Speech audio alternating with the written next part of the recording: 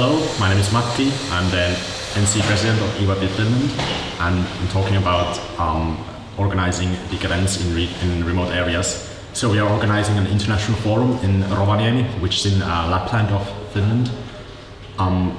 Basically the idea how it was born, I was presented a booklet by two head organizers in our annual meeting.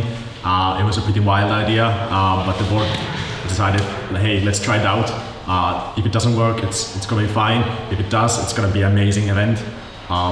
Also, since we are not including other people in the northern areas of Finland, so basically half of the country is usually not covered by our regular events. So it's a nice effort to reach out those schools, and we also have a quota for participants from the area, and also trying to include Sami participants to create a cultural exchange. Challenges definitely in terms of fundraising, since remote areas it's difficult to get corporate funding, since a lot of companies are not working there, and also the travel distances can be quite long, even within Finland. So traveling might not be very affordable for everyone, but we're trying to make it easier by offering travel support with Erasmus Plus funding.